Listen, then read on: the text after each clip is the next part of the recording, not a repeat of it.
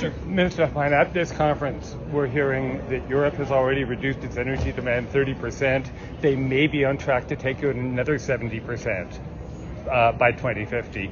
If we take the time we need to build our infrastructure, how long will there actually be need for that oil and gas and nuclear exports with all of that demand destruction taking place? Well, as you've heard, we need to build at speed and scale not seen in generation. We have started that process. I would say that what Fatih Birol is reminding all of us and the world is that trust is probably the most sought after commodity now, and you've seen, sorry for that. Thank you, no problem. Yeah, you've seen, for example, our German partners to come and wanted to be part of the LNG offtake, for example, on the coast of British Columbia. You've seen the investor like Equinor saying that they want to go ahead with the Equinor project on the offshore coast of Newfoundland and Labrador.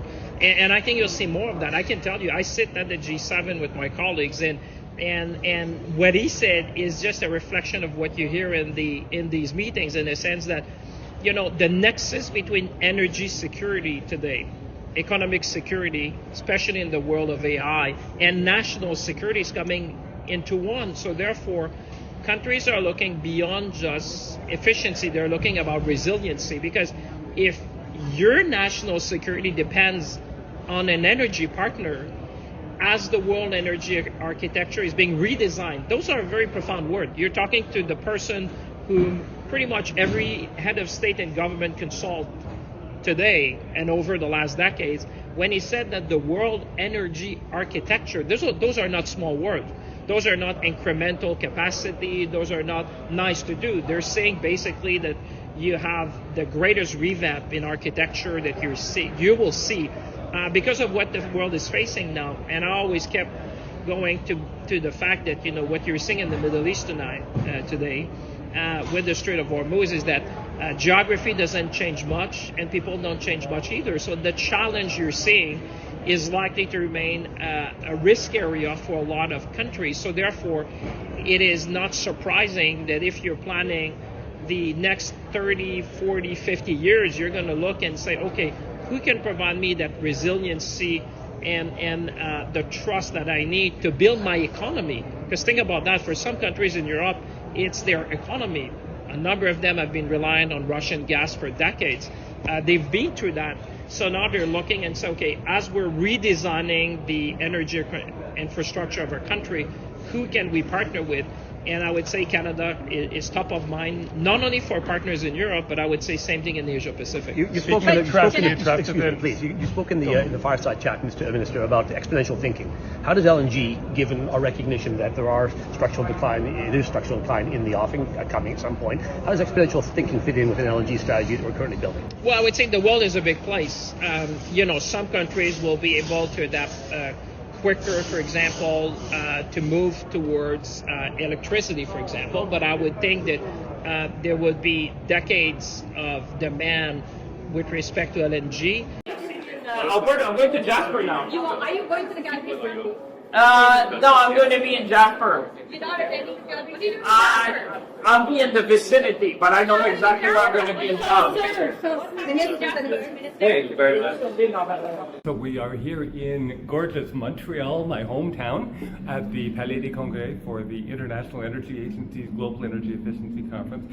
And one of the current formats, I guess, at conferences, just to mix things up a little bit, it's called a fireside chat, where a couple of luminaries will get on stage. They usually have a moderator asking questions like they did now. They'll run 30, 45 minutes or so, and we here go in depth into the issues of the day. And bear in mind that this conference is about energy efficiency and energy security. So the players were Canada's Finance Minister, Ois-Philippe. He's been in elected office for more than a decade. When he was Industry Minister, he had a reputation for being absolutely relentless as an international salesperson for Canadian industry, Canadian investment. Beside him was Dr. Fatih Birol, who is the Executive Director of the International Energy Agency. He's been with the IEA for half of forever. He gets a lot of credit for building it up into a much more significant sort of out there organization than it's ever been before. And this conference is taking place, you might have noticed, at a time when there are a couple of things going on. Like Russia invading Ukraine and driving a spike through energy security in Europe in 2022. The United States and Israel invading Iran at the end of February, and now suddenly the pain and the worry and the insecurity that Europe was feeling 4 years ago, that's running right around the world. So that's the backdrop for this conference. We heard a fireside chat where there were some really interesting comments, interesting statements about where things are going with energy security, about the exponential differences that are sweeping right through the energy sector. Dr. Birolov, I heard him say it once between the fireside chat and the media scrum afterwards. He probably said it a dozen times, that it all comes down to trust. You have to be able to believe the country that you're dealing with. And if you look at Europe, in 2022, they thought they were probably okay buying gas from Vladimir Putin's Russia, until he decided to start treating gas dependency as a weapon of war. So Europe said, well, what could be wrong with switching to the United States and Qatar instead? And that's kind of not working very well for them now either. So that's the backdrop. That's what we mean by trust. While he was on the panel, we also heard Finance Minister Champagne say something that we've known for decades, not years. And that is that the cheapest, most secure unit of energy that you'll ever have will be the one that you never need to generate. Because instead of generating it or producing it or extracting it from the ground and frying the atmosphere when used as directed, you actually conserve it. You practice energy efficiency, you reduce your demand before you decide how you're going to meet what's left.